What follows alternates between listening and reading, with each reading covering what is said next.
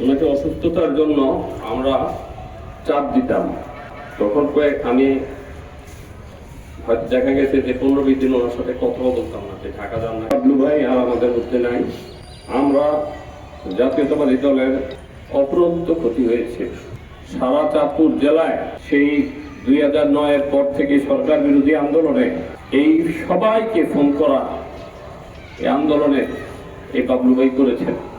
আজকে উনি নাই, সবাই ওনাকে মাফ করে দিবেন।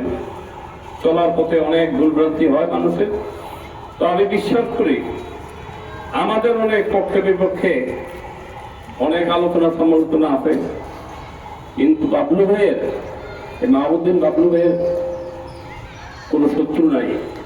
কারণ যেখান দিয়ে হাঁটতো ছায়াও দেখা যেত না। ওনার কাছে যদি কোনো পানা দানা থাকে আমার সাথে যোগাযোগ করবেন, আমরা দলীয়ভাবে এটা দেখব। সবাই বাবলু ভাই যেন জান্নাতবাসী হয় সেজন্য দোয়া করবেন।